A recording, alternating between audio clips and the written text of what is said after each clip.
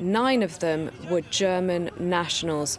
15 more people were injured, at least. This in the historic Sultan Ahmed district. Turkey's President Recep Tayyip Erdogan says a suicide bomber of Syrian origin was responsible.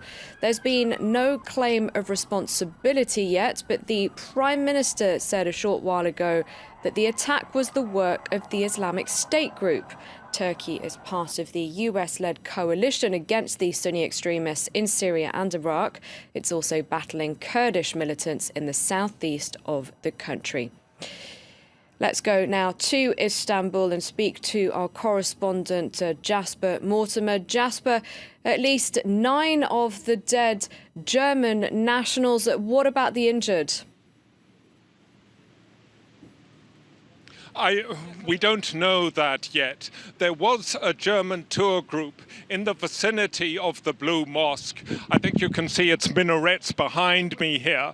And the bomb went off just outside the Blue Mosque at the foot of the Egyptian obelisk.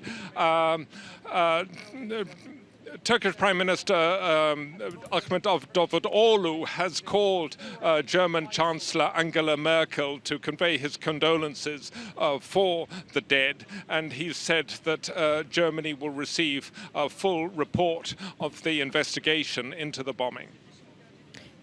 Jasper, what more can you tell us about the bomber? Earlier we had the president saying that he was of Syrian origin, but now the Prime Minister says the bomber is thought to be, he said, just a foreign member of the Islamic State group, but he didn't specify which nationality.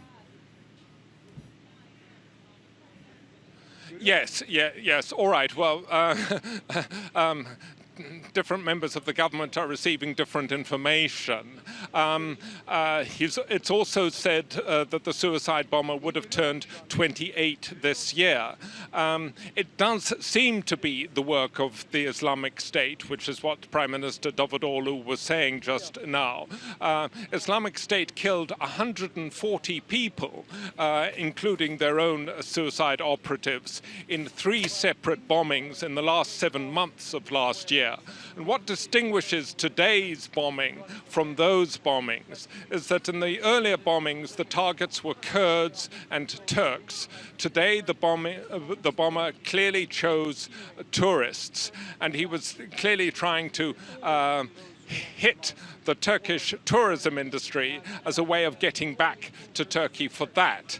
And the tourist industry has been doing very badly already. Last year, the government opened state schools 2 weeks late in September to give the tourist industry more time to recover after a poor year. And a taxi driver who drove me here from Istanbul airport this afternoon said, after today's bombing, tourism in Istanbul is finished.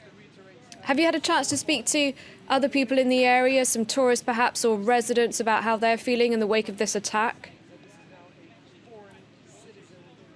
No, I've arrived too soon for that. But in walking past the many tourist shops and restaurants around this square, I saw that they were all empty, and their owners were sitting by the front doors with very long faces indeed.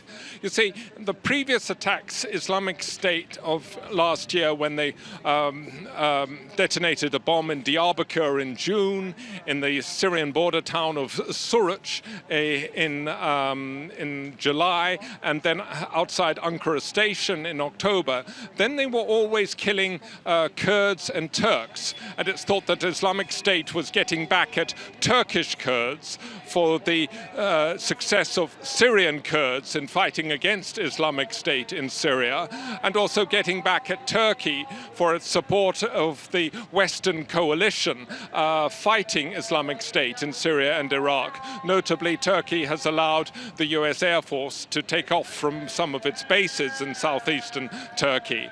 But yesterday's bombing was clearly aimed at foreigners. And this will, deal a heavy blow against tourists coming to Turkey in the near future.